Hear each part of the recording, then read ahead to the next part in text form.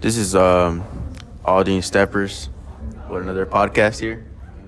And today our topic, it's me, Marco Mejia. And we have Julius Salazar for our co-host. And I have these guests here, my guest speakers here, invited today.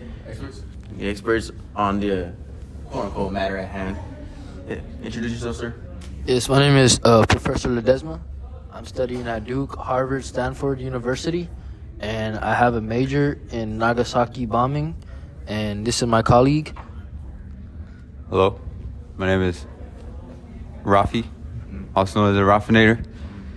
I'm also the smartest person to ever exist, and I was also alive during the time of the bombing.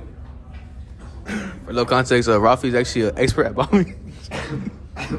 My name is Jonathan Hernandez. I was the person that made the bomb that hit Nagasaki. Okay. Yep. My name is Professor Villa.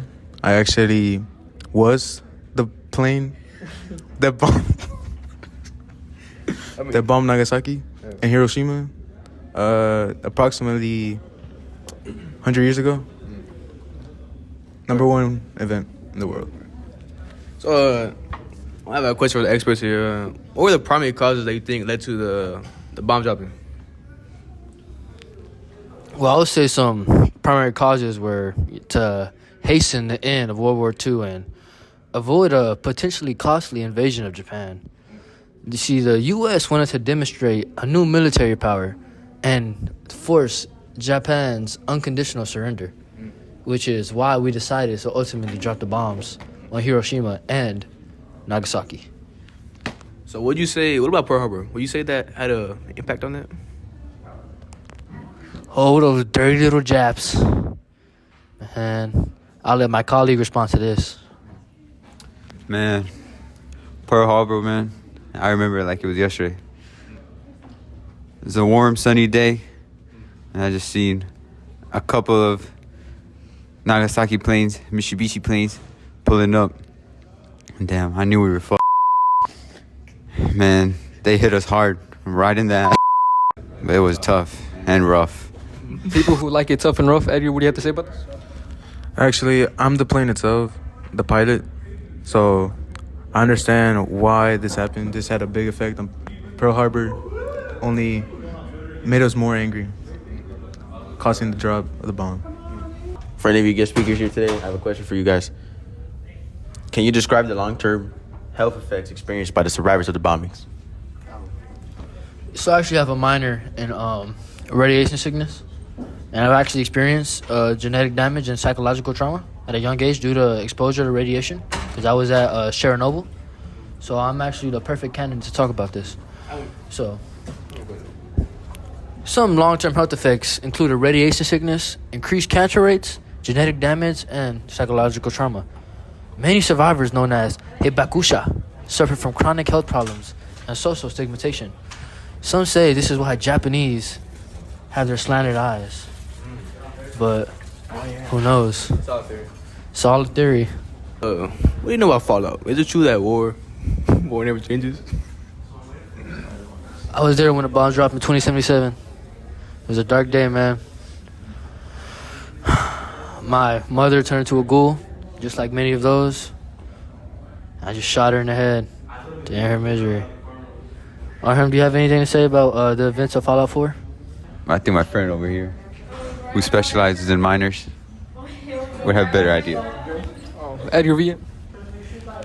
Started harassing every child in the premises of the bomb.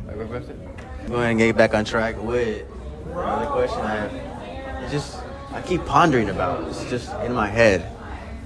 And is, what were the strategic reasons for choosing Hiroshima and Nagasaki as targets? Does anybody have the answer to that? I think he has an answer. Actually, one of the co-hosts, out of everything I do know about this. So it was, because it was a important military center for the factories, bases, and concentration. So it was selected because it's industrial infrastructure and it's showing facilities. So I actually have a question for our two co-hosts. How did the bombings of Hiroshima and Nagasaki influence international relations and nuclear policy in the post-war period? You want to take the poll on this one? Okay. So, what it did do, it led to an arms race, actually. It kind of led to the Cold War, almost. Major powers are developing nuclear arsenals, and it also spurred the creation of international treaties aimed at nuclear disarmament and non-proliferation. I have a question for you, Mr. Mejia. Can you share some personal stories of survivors from Hiroshima and Nagasaki? What were their experiences during and after the bombings? So, having been with you, I actually come across a friend who has experienced this. He was alive during these times, and he was there at Hiroshima during the bombings. And I can go ahead and call it up for you and see what he has to say about this. Call him, please. Can you put it on speaker? All right. Hello, sir. Are you there, sir? Hello? Oh, it was very hot. I felt my skin peeling and my butthole erupted. Wow, that was a wild phone call. Any thoughts on that phone call? I think it really, truly captured the essence of what Nagasaki and Hiroshima were, the bombings. And this is a good segue to kind of conclude us. I want to thank everybody for being here. It was a good podcast, very, professional. And any last regards?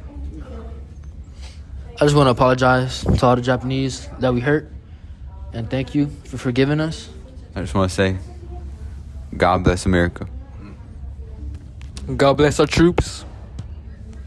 I just want to send a reminder to all the Japs out there.